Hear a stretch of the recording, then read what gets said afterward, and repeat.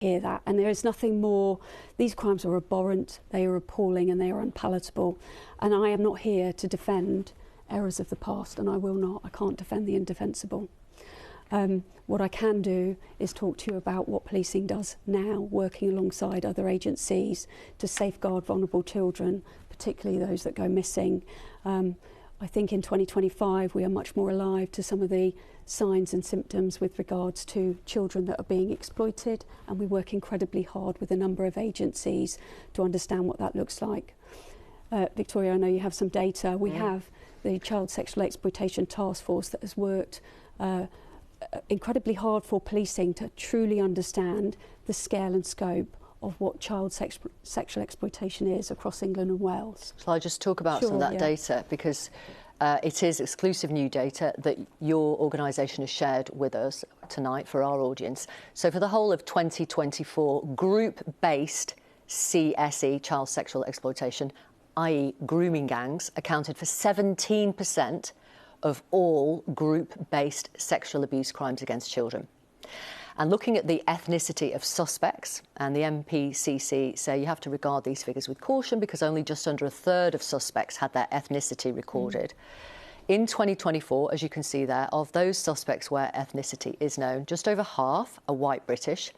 Pakistani suspects are substantially overrepresented in grooming cases where the ethnicity is known. In England and Wales, about 1 in 40 people are Pakistani.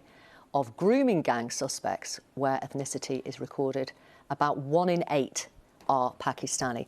And what do those figures tell you, Deputy Chief Constable Riggs? What those figures tell you is the scale and the scope of what is crime-reported figures. So that is actual crimes that have been reported to policing that have been investigated to varying degrees. What that will also show you when it comes to group-based offending is it comes in all shapes, sizes and forms. So whilst there is a real focus in terms of Pakistani Asian males grooming gangs, you will see from that data that it will tell you that there are other risks to children as well, such as... Can I just say though, like, wherever there's an over-representation, there's normally a reason why that person's, that whether that's gender, ethnicity, anything, where there's an over-representation, that means that there's normally an issue behind that then needs tackling. Yeah, and all of these issues need tackling. I'm not here to lessen any of this type of offending in the slightest. These are all abhorrent crimes. These crimes are still relevant today. That's what I was going to ask. These ladies are talking about historic crimes, but actually, is it happening now? The data, these are actually crimes that happen in society today. And in how many towns and cities? Because the leader of the Conservative Party says rape gangs have a presence in over 50 towns. What would you say? Yeah, I would say that out of the 44 forces that we collect this data from, the majority of those forces will have some form of group-based offending. In fact, all of them will have some form of group-based offending reported to them. Yeah. And the Shadow Justice Secretary suggested that these crimes are from predominantly British Pakistani men.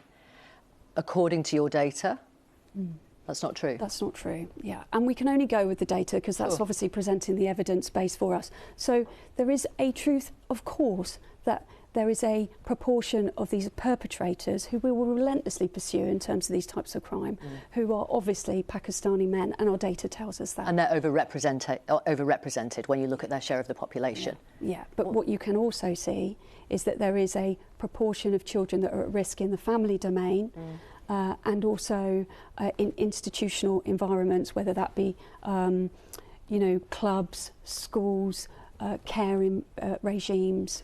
I don't think anyone's ever said, though,